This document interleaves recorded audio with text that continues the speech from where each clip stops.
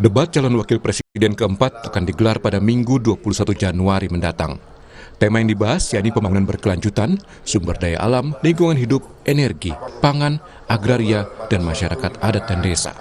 Calon wakil presiden nomor urut 1 Muhaimin Iskandar menyebut sudah melakukan berbagai persiapan mulai membaca ulang visi misi hingga membaca berita terkini. Ditemui di sela peluncuran buku Ketua MPR RI Bambang Susatyo di kawasan Senayan, Jakarta Pusat, Muhaimin yakin bisa tampil optimal di debat minggu nanti. Fakta integritas ya kita siap hadir bersama Mas Anies. Kalau untuk persiapan debat yang akan berlangsung minggu besok gimana? Ya persiapannya seperti biasa, baca-baca visi misi, baca-baca searching berita, ya persiapan-persiapan yang seperti biasanya. Salah satu bagian yang ada dalam visi misi Anies Muhaimin dalam ketahanan energi, pihaknya akan membudayakan perilaku hemat energi, mewujudkan perencanaan produksi dan ekspor energi, serta meningkatkan stok BBM nasional hingga tingkat aman. Sementara calon wakil presiden nomor urut 2, Gibran Rakabuming Raka juga mengaku sudah menyiapkan diri jelang debat cawapres. Gibran menyebut seluruh persiapan telah dilakukan bersama tim pemenangannya. Gibran yakin dengan menyerap aspirasi warga, ia siap untuk tampil di debat. Dialog dan menyerap aspirasi dari warga. Ya, itu doang ya. Ya. Persiapan debat. Persiapan debat.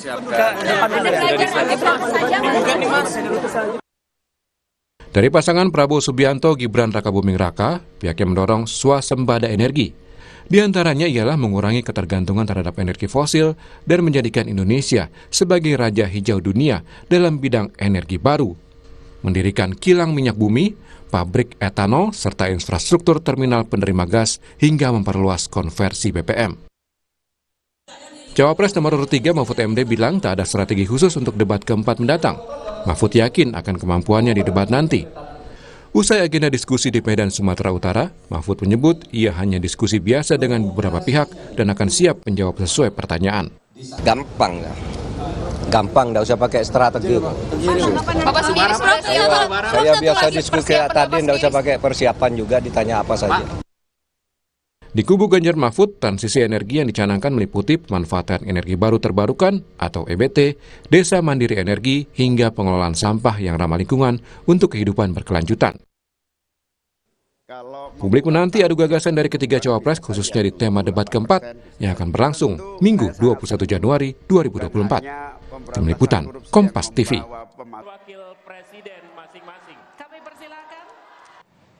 Saudara, debat keempat calon wakil presiden akan digelar pada Minggu 21 Januari mendatang. Nah, sejumlah isu menarik masih jadi sorotan. Lalu apa saja yang ditawarkan para pasangan calon demi meraup suara? Nah, sekedar informasi, tema debat keempat kali ini yakni pembangunan berkelanjutan, sumber daya alam, sumber daya manusia, lingkungan hidup, energi, pangan, agraria, dan masyarakat adat, dan juga desa. Tapi khusus hari ini kita akan fokus membahas sektor energi, sumber daya alam, dan pembangunan berkelanjutan. Kita akan bahas bersama sejumlah narasumber yang sudah hadir di studio. Ada juru bicara Timnas Anies Muhaimin dan Billy David Nero Tumelina. Selamat pagi, Bung Billy. Pagi. Ya, lalu juga ada Pak Agus Hermanto dari TKN Prabowo Gibran. Selamat pagi, Pak. Selamat pagi, Assalamualaikum warahmatullahi wabarakatuh. Waalaikumsalam, sehat ya Pak? Alhamdulillah. Alhamdulillah. Lalu melalui sambungan Zoom ada juru bicara TKN Prabowo Gibran, Putri Komarudin, dan anggota Dewan Pakar, ada direktur tertukar sepertinya anggota Dewan Pakar Ganjar Mahfud, ada Pak Agus Hermanto, lalu TKN Prabowo Gibran ada Putri Komarudin, dan ada Direktur Eksekutif Energi Watch Dimas Arangga. Selamat pagi, Bapak Ibu. Halo, selamat pagi. Ya, mohon maaf Pak Agus, tadi sebelumnya tertukar. Ini agak TKN TPN ini memang belakangan ini banyak sering berlibat begitu ya kira-kira. Saya ke Bung saya sudah tahu, tapi saya mau di debat. Oke, saya ke Bung Billy dulu deh. Ini kalau ngomongin energi kan semua pasangan calon presiden, calon wakil presiden ini bicara soal kemandirian, swasembada begitu ya, untuk mempunyai sumber energi yang bisa dikelola sendiri oleh negara. Saya ingin tanya dulu, menurut Timnas Amin, swasembada itu apa sih kira-kira dan bagaimana bisa mewujudkannya dan kapan bisa terwujud kira-kira di Indonesia? Baik, kalau kami melihatnya tentu dari tiga aspek ya. Yang pertama tentu kita mengoptimalkan peran energi di era sekarang yang bagaimana masih tergantung sangat tinggi terhadap BBM. Lalu kemudian juga kita akan berbicara transisi energi menuju energi baru terbarukan, dan tentu kita juga berbicara tentang bagaimana pola edukasi kepada masyarakat, khususnya bagi anak-anak usia sekolah untuk mulai memikirkan bahwa energi ini merupakan permasalahan yang akan nanti muncul sampai di masa depan. Dan program-program kerja serta visi misi yang diturunkan oleh Paslon Amin tentu mengacu dari tiga aspek tersebut. Misalkan untuk BBM, bagaimana komitmen serius kami terhadap pemberantasan mafia BBM, lalu kemudian merenegosiasi atau membicarakan ulang tentang proyek-proyek yang tertunda seperti Blok Masela, dan kemudian juga di aspek yang dua yang lain tadi, misalkan juga mulai mengajarkan tentang isu energi ke usia sekolah, dan tentu tentang energi terbarukan. Selain kita nanti mencoba mengusulkan membuat dana abadi untuk energi baru terbarukan, juga kita memikirkan tentang insentif untuk transisi ke energi baru terbarukan, dan transisinya juga perlu dipersiapkan secara matang dengan keterlibatan semua. Keterlibatan publik, keterlibatan ahli, ataupun keterlibatan orang-orang yang memiliki isu terhadap isu energi. Kalau dari rancangan-rancangan itu kira-kira berarti masih agak lama lah ya bisa terwujud sepertinya untuk swasembada energi di Indonesia. Betul, kalau kita swasembada energi tentu tidak bisa diselesaikan dalam short term. Singkat ya. Tentu berbicara bukan hanya 5 tahun, tapi mungkin yang terdekat sampai 2045 dan mungkin ditarik sampai 50 tahun ke depan. Padahal di Indonesia ini banyak sekali sumber-sumber energi yang bisa dikelola sebenarnya sendiri. Tapi lintasannya tidak langsung ke kita, keluar dulu dikelola oleh asing, masuk lagi ke kita. Gitu kira-kira. Salah satu energi baru terbarukan yang kita highlight di program kerja kita adalah panas bumi. Di mana kita punya potensi yang sangat besar sampai 40% panas bumi dunia. Baik. Sebelum saya ke Pak Agus, saya sesuai nomor urut nih, Pak Agus ya. Saya ke Putri dulu, Putri dari TKN Prabowo Gibran. Nah, saya punya pertanyaan yang sama. Kalau dari pandangan Prabowo Gibran dan tim sesnya begitu kira-kira, untuk berbicara swasembada energi ini tidak mudah seperti yang diungkapkan juga oleh Bung Billy tadi. Tapi kira-kira yang menjadi dasar alasan bahwa kita bisa swasembada energi dengan upaya-upaya yang dipercepat begitu. Bagaimana visi misi Anda, visi misi pasangan Prabowo Gibran begitu, khusus untuk swasembada energi? Ya, terima kasih. Selamat pagi Bapak-Bapak. Assalamualaikum. Memang kalau dari segi energi ini kita sekarang masih sangat tergantung pada impor BBM karena memang untuk bensin yang kita konsumsi sekarang saja yang mencapai 36 juta kiloliter atau setara 51% dari konsumsi BBM kita, ternyata 70%-nya masih dipenuhi dengan impor. Ini berdasarkan data Kementerian SDM tahun lalu. Sehingga mau tidak mau memang kita harus secara intensif mengembangkan energi baru terbarukan, seperti misalnya pemanfaatan bahan bakar nabati ataupun biofuel. Nah, Pak Prabowo sempat menyampaikan bahwa kalau kita bisa mengembangkan biofuel ini tentu kita tidak perlu lagi impor BBM karena keberhasilan kita dalam memproduksi dalam negeri ini misalnya dengan pengembangan BBM hijau dari biofuel yang berasal dari kelapa sawit, jagung dan tebu yang sekarang memang sudah kita lakukan secara bertahap. Kita juga sudah mengembangkan biodiesel dari B15 pada tahun 2015 sampai B35 pada tahun 2023 kemarin, di mana biodiesel ini menjadi substitusi dari bahan bakar solar yang digunakan oleh mesin diesel. Makanya berkaca pada implementasi B30 di tahun 2022, implementasi B30 ini berhasil mendistribusikan sekitar kira-kira 10,5 juta kiloliter biodiesel dan ini bisa menghemat devisa kita sampai dengan 8 miliar USD atau sekitar 122 triliun rupiah. Dan program B30 juga telah menyerap tenaga kerja lebih dari 1,3 juta orang dan juga pengurangan emisi gas rumah kaca kita sesuai dengan peta jalan untuk energi baru terbarukan kita sampai dengan 27 juta ton CO2. Jadi memang lewat pengembangan biodiesel ini menjadi B35 atau B40 nantinya ini bisa membantu kita menghemat devisa, menyerap tenaga kerja dan juga mengurangi emisi karbon. Jadi kami sangat berkomitmen untuk terus melanjutkan pengembangan biodiesel ini. Bahkan kalau Pak Prabowo cita-citanya bisa sampai B100 dan itu bukan tidak mungkin kalau dari sekarang kita sudah mempersiapkan mekanisme infrastruktur yang dibutuhkan. dilakukan. Dan selain itu kita pun juga melanjutkan pengembangan bioetanol tebu yang kemarin sempat diangkat juga oleh Mas Gibran, yang tentu dimulai dengan bioetanol 5% pada BBM, kemudian nanti akan meningkat pada E10, E20 dan seterusnya. Dan program bioetanol tebu ini diproyeksikan dapat menjadi solusi sebenarnya dari peningkatan jumlah produksi bioetanol nasional dari 40.000 kiloliter di tahun 2022 nanti menjadi 1,2 juta kiloliter di tahun 2030. Dan tentu bisa menjadi potensi campuran BBM jenis minyak bensin kita. Jadi kalau tebu ini berhasil, kemudian B310 sawit itu bisa kita tingkatkan lagi, tentu ini akan memperkuat ketahanan energi kita dan pada akhirnya bisa swasembada. Amin ya robbal alamin. Nah, kalau bicara swasembada, saya sempat lihat juga di visi misi Prabowo Gibran ini akan menggenjot 1 juta barel dan insentif investasi dan membuat kilang sendiri begitu di kita. Tapi informasi terakhir yang saya terima loh, buat kilang itu nggak murah, Put. Harganya 7,2 miliar dolar Amerika Serikat. Uangnya dari mana kira-kira uang sebanyak itu?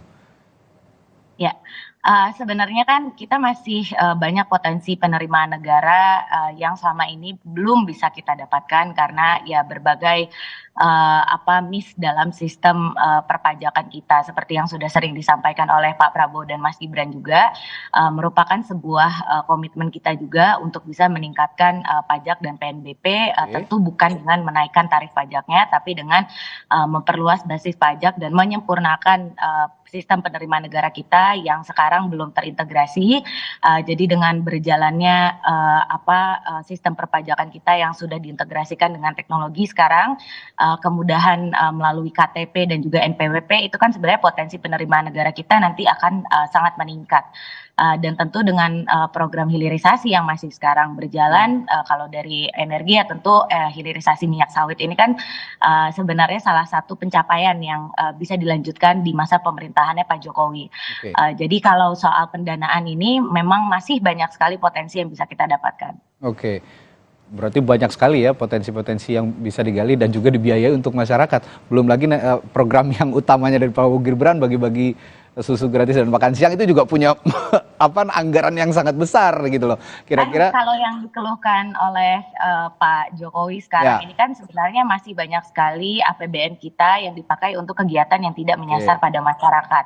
Beliau berkali-kali menyampaikan misalnya soal perjalanan dinas dan pembahasan yang tidak langsung bisa memberikan solusi pada masyarakat. Jadi kan sebenarnya terkait dengan penyusunan program kerja di tiap kementerian lembaga ini, Kementerian Keuangan kan telah membuat pengaturan gitu kan supaya output outcome-nya itu benar-benar yang bisa memberikan manfaat kepada masyarakat. Jadi ya kalau program-program yang tadi kita telah susun itu bisa menggantikan program yang selama ini mungkin belum bermanfaat untuk masyarakat ya saya yakin potensi di APBN itu sebenarnya ada kalau ada kemauan. Ada optimisme dari Prabowo Gibran untuk bisa membiayai semua program-program yang pro rakyat itu tadi lah ya. Nah, saya ke Pak Agus. Selain saya akan tanyakan soal swasembada energi, saya juga mau menyinggung soal subsidi nih Pak Agus, subsidi energi. Ini sering jebol subsidi, tapi juga salah sasaran gitu ya kira-kira. Nah, pembatasan BBM yang dilakukan oleh pemerintah sekarang, menurut Pak Agus apakah efektif kalau memang kita belum bisa mencapai swasembada energi? Baik, terima kasih Bapak Ibu sekalian yang saya hormati. Sebelum saya menjawab daripada pertanyaan beliau tadi, tentunya kita harus menyiapkan kita untuk betul-betul kita swasembada energi. Yaitu kita harus mempunyai program untuk melaksanakan program mandiri energi nasional. Nah, tentunya ini seluruhnya harus terkait bagaimana energi sekarang ini harus kita membuat program supaya menjadi energi nasional. Itu tentunya kita harus melaksanakan transisi energi dengan energi terbarukan. Dan dalam melaksanakan transisi energi itu, seluruh program harus dilaksanakan. Yang paling penting kita yang melandasi adalah legislasinya adalah COP21 yang ada di Paris, yang sekarang sudah menjadi undang-undang. Yang sekarang sudah diratifikasi DPR dan sudah menjadi undang-undang. Yang selanjutnya di situ tercermin bahwa target bauran industri, target bauran energi itu harus 23% di tahun 2025. Yang sampai saat ini baru sekitar 12,8%. Rasanya masih jauh ya? Masih jauh. Untuk itu harus kita betul-betul rapikan ini supaya mencapai ke arah sana. Dan yang kedua, landasan legislasinya adalah COP28 yang di Dubai. Itu kita harus mencapai net zero carbon itu di tahun 2060. Maka transisi energi ini sangat perlu dan kita laksanakan dengan betul-betul runut dan betul-betul tepat. Nah, sekarang program kan juga harus kita bikin, tetapi kita harus tergantung siapa yang melaksanakan program ini.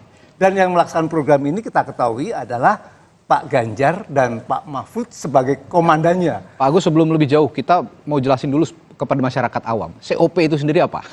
COP supaya paham. adalah, karena belakangan ini singkatan-singkatan ini jadi ujian tertentu bagi kandidat gitu. Jadi ini di dalam COP ini adalah Conference of itu yang dilaksanakan di Paris. Nah, ini pada waktu di 21 itu sudah ditentukan bahwa itu kita menargetkan bauran energi yang termasuk EBT di situ, yang terutama EBT di situ ada 23%. Tetapi sampai saat ini belum. Kalau untuk kita tahun 2025 23%, saat ini baru sekitar 12,8% kan masih jauh.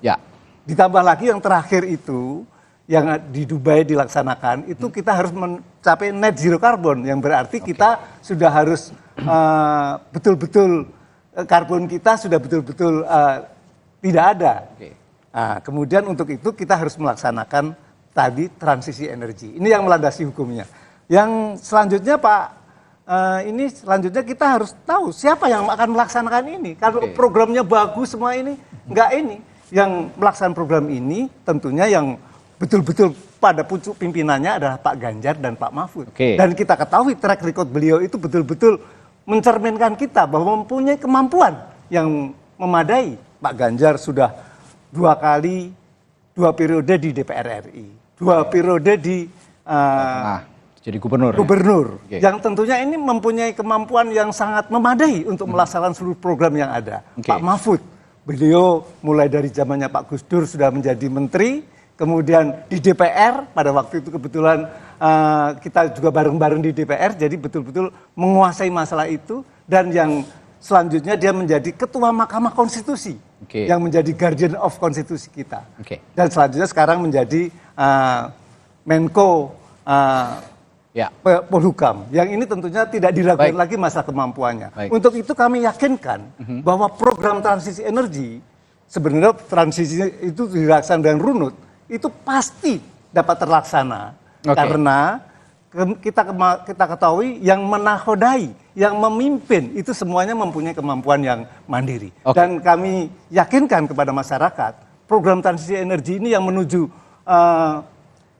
daripada kemandirian energi, kecuali itu juga kita melaksanakan program hijau yang nantinya dampaknya menjadi laju pertumbuhan ekonomi 7%, itu kita yakini dapat terlaksana dengan baik karena kita mempunyai nakoda yang melaksanakan. Ini kalau lihat dari statementnya Pak Agus, intinya adalah political will dari seorang pemimpin itu sendiri bisa mewujudkan visi misi yang sudah dicanangkan begitu, khusus di bidang energi. Percuma punya visi misi mentereng tapi kalau nggak ada political will untuk melaksanakan, kira-kira begitu ya Pak Agus. Nah, saya akan ke Pak Daimas. Pak Daimas, kalau lihat kita bicara soal swasembada energi, tadi kita sudah mendengar dari tim ses 3 pasangan calon. Menurut Anda yang paling realistis yang mana dan memang bisa betul-betul dikomitmenkan untuk dijalankan di pemerintahan yang akan datang? Iya, terima kasih banyak Mas Radi. Jadi kalau dari kami sendiri untuk mengomentari tadi ya, dari statement ketiga tim sukses satu juru bicara, begitu Billy, Putri, ataupun Pak Agus yang terakhir, kita perlu menggarisbawahi dulu bahwa saat ini PLN itu memiliki 40% oversupply listrik. Itu sekitar 6 gigawatt ya. Dan ini skema yang sangat merugikan negara, dalam hal ini adalah PLN, karena skemanya adalah take or pay. Di mana PLN akan membeli kelebihan tersebut. Nah, hal tersebut kita perlu berbicara, sebelum berbicara swasembada energi, kita juga perlu melihat bagaimana mitigasi kelebihan pasokan listrik yang saat ini dialami oleh PLN. Sehingga ini menjadi salah satu dampaknya adalah lambatnya proses transisi EBT.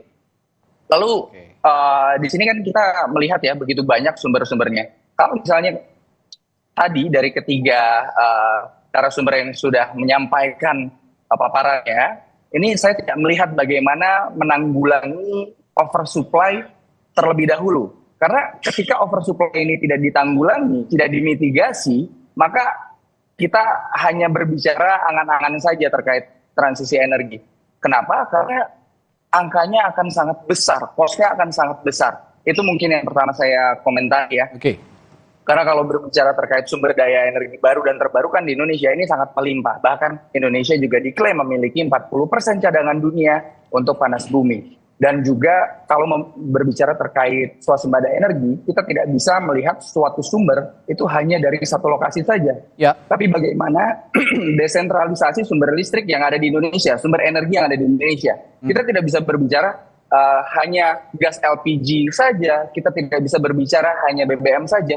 Begitu banyak potensi sumber-sumber energi yang ada di seluruh wilayah Indonesia yang bisa dimanfaatkan. Kita harus mulai desentralisasi kelistrikan di Indonesia. Tapi yang utama itu adalah bagaimana memitigasi oversupply yang dihadapi oleh PLN saat ini. Seperti itu. Mas Demas, jadi solusinya apa? Take or pay, apakah bisa diubah selamanya?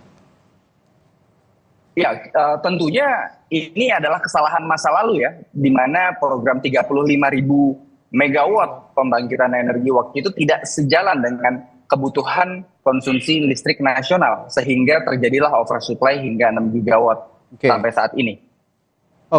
Jadi itu yang perlu dimitigasi terlebih dahulu sebelum kita berbicara lebih lanjut, Mas Reddy. Ya, kalau bicara transisi energi baru terbarukan, ini belum banyak sepertinya perbankan yang mau kasih kredit buat transisi energi karena memang biayanya besar sekali seperti yang disinggung tadi oleh Mas Daimas gitu ya. Nah, kira-kira ini juga jadi, saya ke Mas Billy, ini salah satu yang tadi kalau dibilang Mas Daimas harus realistis juga begitu karena biayanya memang tidak besar, tidak sedikit maksud saya, besar sekali. Kalau dari Amin menengahi, memoderasi masalah ini di saat mewujudkan energi baru terbarukan yang biayanya sangat besar, menurut Timnas Amin, skema yang pantas seperti apa kira-kira? Baik, di misi kami itu konkret untuk menjawab yang disampaikan oleh Mas Demas tadi adalah membuka keterlibatan publik. Seperti saya sampaikan di awal, keterlibatan publik dalam artian begini, kita membuka peluang seluas-luasnya bagi publik, baik itu dari private sector ataupun dari perseorangan atau instansi yang memiliki kepedulian terhadap isu ini untuk mereka mengembangkan energi terbarukan. Yang nantinya tentu bagaimana peran pemerintah, tentu kita akan memberikan insentif atau memberikan peran berupa ruang diskusi atau ruang forum untuk mereka menyampaikan ide gagasannya. Dan ketika itu disampaikan tentang bagaimana mereka punya isu, punya kepedulian, punya gagasan terhadap energi terbarukan, ya kenapa tidak? Karena kita nggak mungkin menyelesaikan isu tentang energi terbarukan dengan permasalahan sendiri. Oleh karena itu ketika diberikan peluang untuk semua sektor ikut memikirkan tentang energi terbarukan, saya rasa itu mengajak semua orang untuk berkolaborasi menyelesaikan permasalahan seperti oversupply listrik atau masalah diversifikasi energi dan masalah lain yang berhubungan dengan transisi energi menuju energi baru terbarukan. Baik. Nah, kalau ngomongin energi terbarukan memang jangka panjang lah ya, itu proyek pemerintah dan kita semua untuk melihat jangka panjang untuk energi. Tapi yang existing sekarang, masalah energi di Indonesia itu selalu dihadapkan dengan trilema, bukan lagi dilema tapi trilema. Kalau saya lihat nih, ketergantungan pada impor BBM, lalu ketergantungan pada BBM dan kualitas udara yang buruk. Nah, ini ngomong-ngomong soal existing sekarang, saya ke Pak Agus dulu deh ya, yang ada di sini nih. Kalau sekarang Pak Agus kan lagi gencar nih kendaraan listrik, begitu ya, serba listrik juga menggantikan kompor gas menjadi kompor listrik, begitu. Tapi itu kan diklaim sebagai solusi energi yang tidak yang sehat begitu ya, tidak mengganggu lingkungan begitu. Tapi PLN sendiri masih pakai PLTU. Ini dikeluhkan juga sempat sama Pak Anies katanya. Tiba-tiba debat juga ya. Pada saat debat juga sempat disinggung. Ini katanya polusi udara Jakarta ini banyak sekali PLTU yang berada di daerah penyangga Jakarta justru ngumpul di Jakarta polusinya gitu. Kira-kira apa solusinya Pak Agus kalau melihat sekarang gencar mobil listrik tapi PLN-nya sendiri masih pakai PLTU? Baik, saya tentunya juga akan menjawab dari tadi yang masalah oversupply. Oke, silakan. Terus kemudian juga menjawab dari Bapak. Ya. Tentunya pertama kali yang masalah oversupply. Maka alangkah pentingnya di sini adalah program transisi energi. Oke. Transisi energi di sini menuju energi terbarukan. Pertama kali itu kan kita tidak menggunakan diesel lagi, Pak. Oke. Jadi PLTD itu kita hilangkan. Oke. Tapi namun kita lihat juga dengan kita menghilangkan ini oversupply-nya tadi udah hilang belum? Ya. Kalau misalkan masih ada ya kita tentunya harus membuat energi yang bisa mengganti ini. Yang problem kedua, kita tidak merencanakan lagi PLTU yang baru. Oke. Yang ketiga, kita mulai mengurangi PLTU yang ada. Oke. Dan diganti dengan energi terbarukan. Energi terbarukan Meskipun itu masih panjang waktu. Saya pertama kali karena yang panjang dulu kan misalkan tadi geothermal. Kita Ya, mempunyai oke. kemampuan 40%, kita mempunyai kapasitas itu 30 gigawatts, Pak. Jadi sangat besar sekali. Oke. Tapi memang ini pengerjaannya kan cukup lama. Adanya di 2000 meter di bawah permukaan tanah. Oke. Yang selanjutnya juga biayanya juga pasti tinggi. Tentunya kan memerlukan waktu. Sambil itu juga kita menggunakan juga energi yang sekarang ini sudah ada dan sudah existing. Dan itu kita perkuat. Misalnya kita harus menguatkan desa mandiri energi, Pak. Ini yang misalkan kita menggunakan mini hidro. Mini hidro kan banyak, seperti di Kalimantan itu kan banyak kita gunakan mini hidro. Yang kedua kali kita menggunakan panel surya untuk daerah terluar, terdepan. Bahkan kemarin di ibu kota juga sudah dilaksanakan. Yang ketiga kali kita juga menggunakan energi yang dari desa, misalnya dari kotoran hewan, menjadi bioenergi. Terus kemudian dari energi sampah, biomasa. Dan yang juga kita juga agak ini kemampuan di daerah tersebut apa? Seperti apa yang dilaksanakan Pak Ganjar, itu di Provinsi Jawa Tengah, itu ada rawa-rawa. Jadi mengaktifkan rawa-rawa itu menjadi bioenergi. Yang pertama kali, kedua itu. Terus kemudian selanjutnya kita perkuat energi daripada angin, Pak, energi bayu. Saya lihat itu pembangunan yang cukup besar di Jeneponto dan Sidrap, udah tinggal pencet knop udah jadi, Pak. Tinggal sudah bisa teratasi ke sana. Yang selanjutnya tentu kita juga sambil ini terus berjalan, kita kan harus memikirkan bagaimana perjanjian kita COP tadi supaya bisa juga terlaksana. Lingkungan tadi yang seperti dari pertanyaan pertama. Lingkungan tersebut tentunya kita yang pertama kali, Pak, ya, kita yang jelas kita harus melaksanakan daripada transisi energi dengan kemampuan kita yang ada semuanya. Misalnya, Pak, ya, kita bisanya hanya sekarang ini semua sudah kita manfaatkan tapi masih kurang. Adanya misalnya gas berlebih. Ya kita pakai gas co-firing dengan batu bara. Kita juga melaksanakan walaupun tidak menghasilkan secara optimum. Tapi kan paling tidak merubah menjadi energi udara kotor menjadi setengah kotor dan lain sebagainya. Yang juga yang tidak kalah penting, Pak, kita juga harus melaksanakan ini dengan runut, betul-betul. Seperti kayak tadi yang sudah disampaikan juga biodiesel. Biodiesel kan kita mempunyai kemampuan yang cukup tinggi. Biofuel yang sekarang baru B30 yang seharusnya tentunya dapat kita tingkatkan lagi dengan kemampuan kita. Baik, itu banyak potensi-potensi yang bisa diolah begitu kira-kira kalau dari Pak Agus tadi mengatakan yang bisa menggantikan energi yang sudah sekarang sudah usang lah dianggap mengganggu lingkungan begitu. Banyak sekali mulai dari angin, biodiesel segala macam gitu ya. Nah, saya akan tanyakan juga nanti ke Putri setelah jeda, tapi ya Put, kita mau ada iklan dulu sedikit nih. Dengan pertanyaan yang sama bahwa bagaimana melihat kondisi existing sekarang, gencar apa-apa soal mengganti energi ke listrik, tapi PLN-nya sendiri pasti menggunakan PLTU. Nah, ini tadi sudah dijawab oleh dua tim ses, nanti akan dijawab juga oleh Putri Komarudin dari TKN Prabowo Gibran, tapi setelah jeda ya Put ya, di Sapa Indonesia Pagi, tetaplah bersama kami.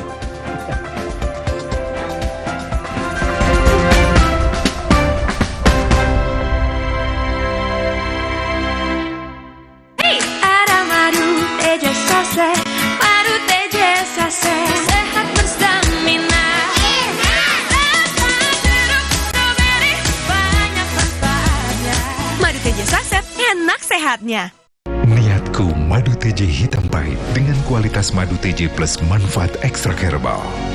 Niatku demi anakku, niatku demi istriku. Madu TJ hitam pahit, niatku jaga kesehatan. Sí, vamos a hacer qué parte sos. Yo de aquí. Ah, mira. Tú de qué parte eres? Del norte.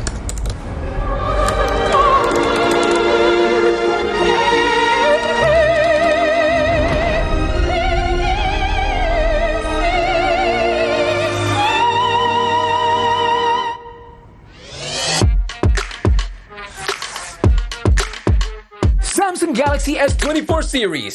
Pre-order now. Aku pikir semua air mineral itu sama. Le mineral itu beda. Le mineral memang berbeda. Setiap tetesnya mengandung mineral esensial seimbang yang penting untuk tubuh dan juga membuat rasa airnya lebih segar. Segernya. Le mineral. Le mineral beda banget. Lebih smooth, lebih segar. Le mineral memang berbeda. Setiap tetesnya mengandung mineral esensial seimbang yang penting untuk tubuh dan juga membuat rasa airnya lebih segar. Dan lebih enteng. Le mineral. Baru Nippon Paint Weatherboard Max. Kini lebih tangguh dengan Quartz Technology. Menolak kotoran. Tahan efflorescence. 2 kali tahan sinar ultraviolet. Tahan jamur dan lumut. Ketahanan warna luar biasa. Baru Nippon Paint Weatherboard Max. Strongest, toughest, hardest. Makan gurih ketemu teh pucuk harum, hausnya hilang. Apalagi makan yang pedes-pedes. Segarnya bikin nyes. Cuma teh pucuk harum dari pucuk teh pilihan. Teh pucuk harum. Yang Jangan ada flu dan batuk di antara kita. Minum Siladex Flu baru. Aktif redakan 5 gejala flu dan batuk. Baru Siladex Flu. Aktif redakan flu dan batuk. Produksi Konimax. Punya keluarga alergi? Untung ada Alersil. Ayah alergi debu, Alersil. Si kakak alergi makanan, Alersil. Adik alergi bulu hewan, Alersil Kids. Dengan formula efektif cetirizin, cepat redakan alergi dan tanpa ngantuk. Alergi ya Alersil. Wow, kirain pot. Taunya Fresh Care Smash yang lagi viral. Fresh Care Smash 4-in-1. Tren baru. Double inhalernya unik, nonjok segernya. Bisa buat ngerok, sampai pijit. Keren dan stylish. Fresh Care Smash, ekspresikan gayamu. Inovasi baru dari Hotin. Hotin Go. Oles, go. Roll on, go. Pijat, go. Nggak sentuh langsung, nggak bikin tangan panas. Hotin Go. Hotnya in, langsung go. Minum Renovit, dilengkapi dengan 12 vitamin dan 13 mineral, siap bantu jaga kesehatan tubuh. Siapkan Renovit, siapkan dirimu selalu. Renovit, siap jaga kesehatan. Produksi Konimax. Mitsubishi X-Force. Surround yourself with lively experience. Mitsubishi X-Force. Infinite excitement.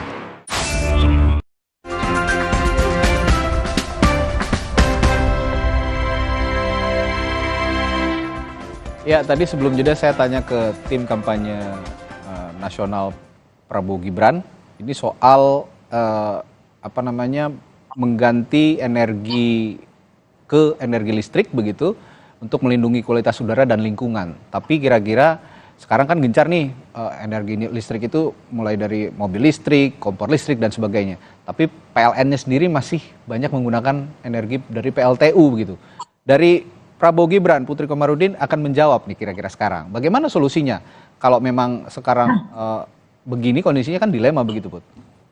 Ya, mungkin tadi menjawab Mas Dimas juga ya.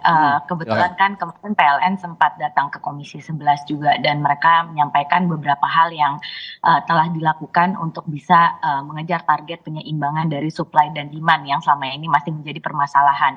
Jadi sebenarnya kalau apa yang telah dilakukan PLN sekarang itu dilanjutkan akan bisa menyeimbangkan ataupun menjawab permasalahan oversupply yang tadi sempat disampaikan oleh Mas Dimas. Jadi misalnya seperti program elektrifikasi dari agrikultur dengan mengganti alat pertanian berbasis listrik gitu. Dan ini tidak hanya meningkatkan konsumsi listrik, tentunya bisa mampu meningkatkan produktivitas dan juga meningkatkan efisiensi petani kita yang sekarang memang masih menjadi permasalahan, dan ini kan nanti dampaknya akan sangat baik untuk pangan. Terus misalnya mereka juga menyampaikan telah melakukan program elektrifikasi dari pelabuhan. Jadi lewat program ini energi pelabuhan yang selama ini ada dan bergantung pada BBM misalnya bisa beralih kepada listrik. Dan mereka bekerja sama juga dengan BUMN lainnya, misalnya seperti Pelindo dan juga kementerian terkait, Kementerian Perhubungan, supaya bisa memasang anjungan listrik di dermaga sehingga ini bisa meningkatkan penggunaan listrik dan tentu efisiensi dari pelabuhan itu sendiri. Jadi hal-hal seperti ini kan sebenarnya yang telah dilakukan oleh PLN harus kita lanjutkan juga tentunya di pemerintahan yang akan datang, supaya apa? Supaya permasalahan oversupply ini lama-lama juga bisa terselesaikan sambil kita juga bisa memajukan industri agrikultur dan juga industri marine kita, dan itu tentu dampaknya akan sangat baik nanti untuk logistik dan tentu untuk ketahanan pangan kita. Dan kalau menjawab soal pendanaan, misalnya memang permasalahan yang paling sering disampaikan ketika kita mau transisi ke energi baru terbarukan adalah terkait dengan pendanaan. Makanya komitmen kita misalnya sekarang yang sudah kita lakukan untuk mengembangkan sumber energi hijau yang alternatif, terutama dari energi air, angin, matahari, gelombang laut yang tadi sudah disampaikan juga oleh Paslon 01 dan 03. Ini kan sebenarnya juga sudah dilaksanakan di era pemerintahannya Pak Jokowi. Kalau saya sih sebagai salah satu penikmat, karena di daerah pemilihan saya di Purwakarta itu sekarang ada yang namanya pembangkit listrik tenaga surya atau PLTS terapung di Waduk Cirata yang kapan-kapan Mas Radi bisa main ke situ. Oh iya, itu keren banget sih memang. Komitmen pemerintahan kita untuk energi baru terbarukan ini, dan tentu harapannya PLTS terapung ini nantinya bisa memberikan kontribusi yang sesuai dengan yang kita harapkan. Dan tentunya harapannya target dari pemerintah bisa mengurangi emisi sebesar 200 ribuan ton per tahun. Jadi tentu kami ke depannya dari 02 akan terus mendorong BUMN dan juga pemerintah untuk menjajaki peluang kerjasama, terutama PLN ya kalau dalam hal ini untuk bisa menyelesaikan problem pendanaan ini.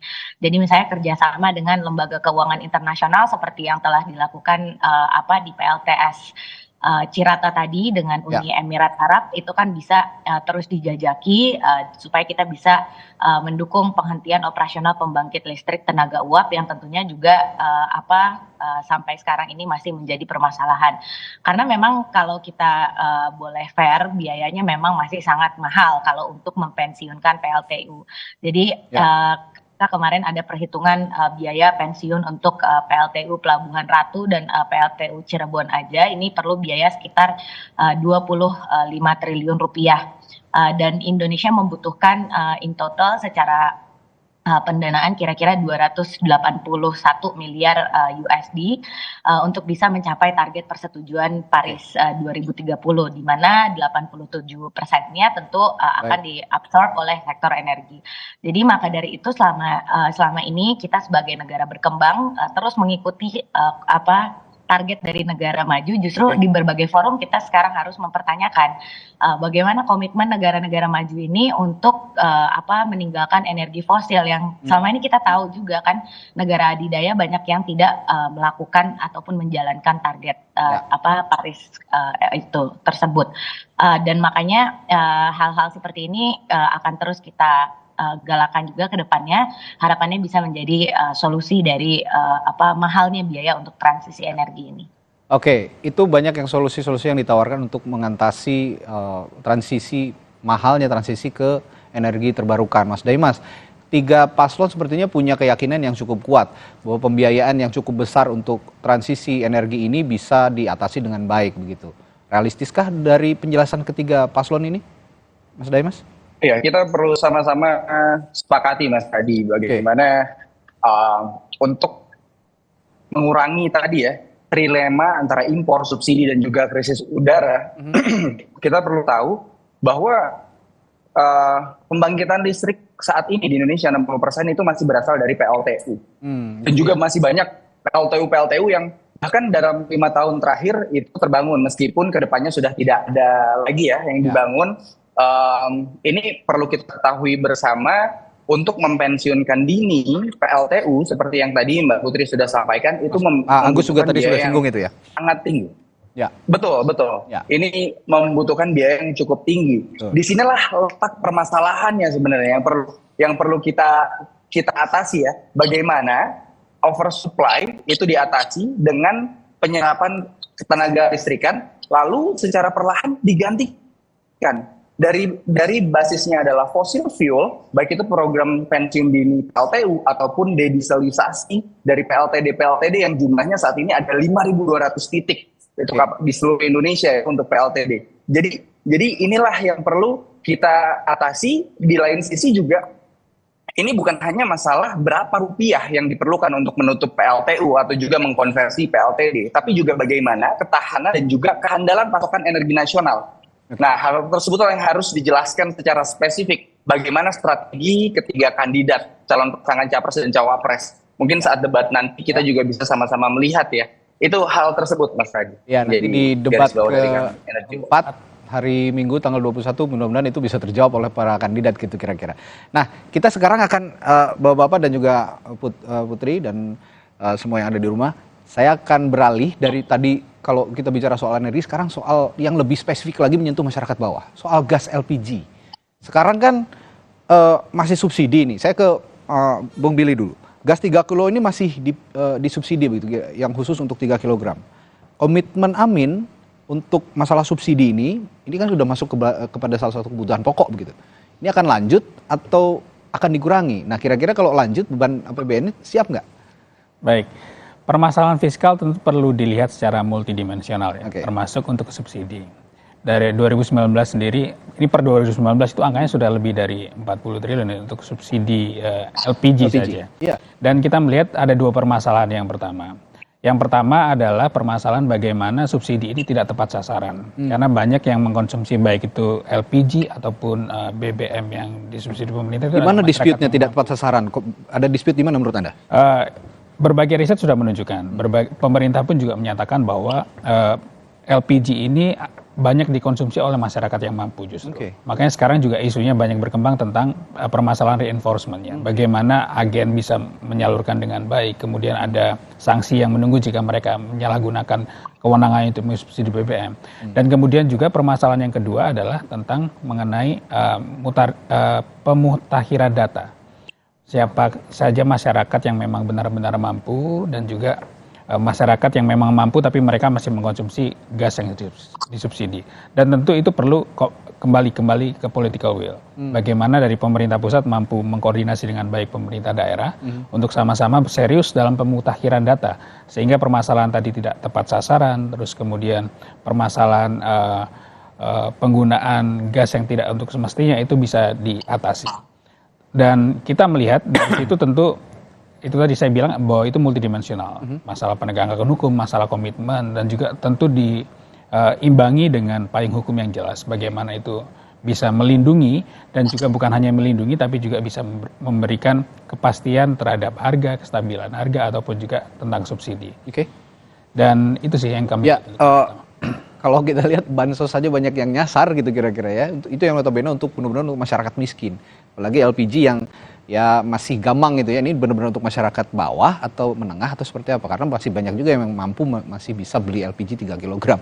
Nah, Pak Agus, kalau yang kondisi sekarang seperti itu, kira-kira menurut Pak Agus, jika memang sudah dipikirkan lebih lanjut untuk beban APBN ini dibebankan kepada subsidi LPG, kira-kira solusi untuk masyarakat untuk kedepannya bisa beli gas tetap terjangkau, tapi beban negara juga bisa ditekan begitu. Kira-kira solusinya dari Ganjar Mahfud bagaimana? Jadi keberpihakan kepada masyarakat, ya terutama yang kurang mampu, itu harus Pak, harus dilaksanakan. Jadi lanjut subsidinya. Terus sekarang masalah subsidi, dan kita juga harus memikirkan secara kemampuan kita yang jelas kan kita harus mencari solusi bagaimana kemampuan finance kita menuju ke arah sana. Tetapi kemampuan daripada masyarakat yang bawah ini harus kita bantu, itu sudah hukumnya harus. Selanjutnya yang kita perlihat sekarang bagaimana untuk kita bisa mendapatkan bahan gas yang berarti kita juga dapat melaksanakan dengan sendirinya. Kan bisa saja kan ini dilaksanakan dan impor dan lain sebagainya. Tapi sekarang sebenarnya kan banyak juga sesuai juga dengan transisi energi, Pak. Di PLTU kita itu nantinya kan diharapkan juga mengurangi polusi yang ada. Polusi yang ada itu tentunya kalau sekarang dengan batu bara masih cukup tinggi. Kemudian di dalam transisi energi itu juga diprogramkan kita diharapkan memasang namanya CCU, Pak. CCU itu capture carbon capture utilizes. Disinggung sama Mas Gibran kemarin. Oke, silakan. Memang sebenarnya ada dua, Pak. Yang satu CCS yang hanya carbon capture, yang dulu pertama kali ada storage kemudian disimpan di dalam permukaan maksud kami di dalam dasar bumi ya. Tapi sekarang dengan teknologi yang ada, karbon tadi yang sudah di capture tadi, Pak. Kemudian ya, dengan teknologi dipadatkan dan lain sebagainya. Kemudian kalau dulu hanya dimasukkan saja untuk disimpan, kalau sekarang enggak, Pak. Dimasukkan ke dalam rongga-rongga di mana dulu ada tambang gas yang sudah diambil, yang sekarang sudah produksinya sudah kecil, bahkan sudah nggak berproduksi. Dan juga sebenarnya juga BBM juga bisa, Pak. Minyak juga bisa itu. Itu tadi disuntikan ke situ, Pak, karbonnya itu. Dengan disuntikan karbon itu, ini akan menjadi trigger supaya gas ini bisa lebih banyak lagi. Otomatis kalau gasnya lebih banyak yang bisa kita gunakan, dengan kita juga memperhatikan daripada lingkungan, kan ini menjadi bahan baku untuk yang penyediaan terhadap masyarakat yang kurang mampu tadi, Pak. Jadi sehingga tadi keharusan untuk kita memberikan keberpihakan kepada masyarakat kita yang kurang mampu itu dapat betul-betul tercapai. Jadi kira-kira memanfaatkan sumber daya yang ada, melihat juga keberimbangan kepada kemampuan fiskal dari negara. Ini dan ada lagi, Pak, dengan kita melaksanakan transisi energi tadi, kita kan memprogramnya juga dengan ekonomi hijau. Ekonomi hijau itu dengan target, dengan ini kita menargetkan bahwa nanti akan menghasilkan laju pertumbuhan ekonomi 7%. Kalau dengan 7%, rasanya kan kita banyak mempunyai bisa kemampuan seimbang lah ya, bisa mengimbangi. Baik. Nah, Prabowo Gibran, Put, lanjut apa enggak nih subsidi dan dikaitkan dalam konteks beban APBN negara, apakah realistis untuk dilanjut, kalau memang dilanjut atau tidak? Ya, subsidi gas melon ini tentu akan kami lanjutkan dengan catatan tentu perlu kita perbaiki penerimanya supaya manfaatnya juga bisa tepat sasaran. Validasi data tadi ya. Paling besar pada saat ini adalah data. Jadi jangan sampai anggaran subsidi yang sekarang besarannya sampai dengan 117,8 triliun ini di tahun 2023 justru malah dinikmati oleh kalangan yang mampu, yang juga menimbulkan banyak kecemburuan sosial. Jadi tentu yang perlu ditransformasi bukanlah jenis bantuannya, tapi bagaimana kita bisa menyalurkan subsidi ini berbasis komoditas menjadi berorientasi pada penerimanya. Dan kemarin sebenarnya di Kementerian SDM sejak tahun 1 Maret 2023 bersama dengan Pertamina mereka juga sudah melakukan pendataan pengguna LPG 3 kilo ini dalam sistem yang berbasis web yang ini menjadi bagian dari program pendistribusian LPG 3 kilo yang lebih tepat sasaran. Dan kemudian pendataan ini sudah diperpanjang sampai dengan bulan Mei 2024 dan akan ditargetkan berakhir pada awal Januari. Jadi jumlah NIK yang kemarin diterima itu belum sesuai dengan harapan, baru sekitar 31 juta atau baru 16% dari harapan. Padahal jumlah NIK yang berhak mengkonsumsi gas subsidi ini sampai dengan 189 juta dari total 270 juta jiwa penduduk kita. Dan tentu jarak inilah sebenarnya yang perlu kita kejar dengan terus memberikan sosialisasi kepada masyarakat. Dan makanya terkait dengan kebijakan transformasi subsidi energi ini yang tadinya seperti sekarang menyisakan banyak masalah, jadi sekarang kita fokuskan untuk bisa berfokus pada penerima manfaatnya. Dan tentu seperti apa yang telah dilakukan oleh pemerintahan yang sekarang akan terus kita evaluasi dan tingkatkan walaupun dilakukannya secara bertahap. Tapi kita yakin kita mampu untuk bisa terus mempersiapkan data yang sekarang masih kurang dan tentu juga infrastruktur dan juga kondisi ekonomi dan sosial dari masyarakat. Jadi kalau dari soal pendanaan APBN seperti yang tadi sudah saya sempat singgung di awal, kita percaya bahwa penerimaan negara kita sekarang masih banyak bisa dimaksimalkan. Jadi kalau tadi saya sudah menyinggung soal integrasi NIK NPWP yang sudah berlangsung, kita juga sebenarnya punya sumber penerimaan pajak dari ekonomi digital yang sangat besar yang sekarang belum tertangkap. Dan yang menjadi salah satu topik dari debat keempat ini juga adalah terkait dengan pajak karbon yang kemarin memang dibahas dan ditetapkan oleh pemerintah bersama Komisi 11, komisi tempat saya bertugas pada hari ini. Dan walaupun ini penerapannya akan menunggu sampai dengan sebelum tahun 2026, tapi dengan pajak karbon ini tentu harapannya kita bisa terus meningkatkan komitmen kita pada lingkungan hidup, tapi juga bisa meningkatkan penerimaan pajak dari ini yang nanti bisa kita salurkan untuk berbagai subsidi seperti gas melon ini. Baik, ke Mas Daimas. Kalau kita menyimak Mas Daimas dari tim ses 3 pasangan calon, ini setuju sepertinya subsidi gas 3 kg gitu ya, atau gas melon disebutnya kalau masyarakat biasa bilang ya. Nah ini subsidi dilanjut, tapi sepertinya another budget burden gitu ya, jadi ada beban anggaran lain. Sehatkah masih tetap untuk keuangan negara untuk 5 tahun ke depan jika ini tetap dilanjutkan, Mas Daimas? Mas Radi, ada 3 poin yang kami dari Energy Watch garis bawahi ya. Yang pertama, kebijakan itu sampai saat ini tidak tepat sasaran. Yang kedua, ini kita tidak membahas hanya LPG 3 kg subsidi saja ya, tapi BBM penugasan khusus seperti biosolar dan juga Pertalite itu, dan LPG sendiri itu 80% masih impor. Nah, yang ketiga, poin ketiga adalah tidak adanya bauran sumber energi untuk kebutuhan rumah tangga. Ini yang jadi permasalahan utama. Kita perlu melihat balik bagaimana 15-16 tahun yang lalu kita bertransisi dari kerosin menjadi LPG.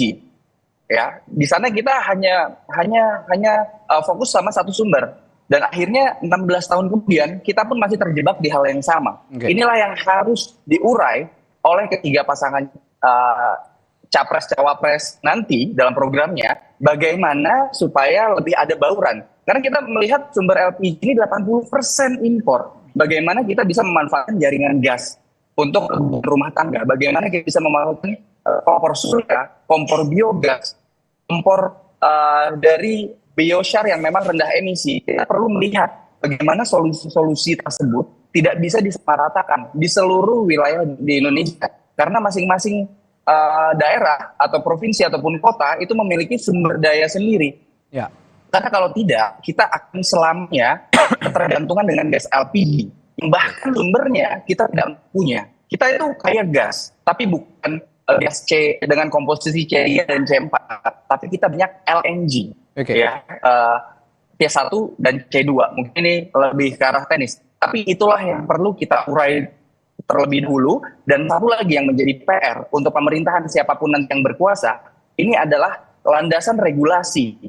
Kita perlu melihat bagaimana kalau misalnya untuk BBM penugasan khusus itu di Perpres nomor 191 tahun 2014, dan juga untuk gas LPG 3 kg bersubsidi itu di 104 Perpres 104 tahun 2007.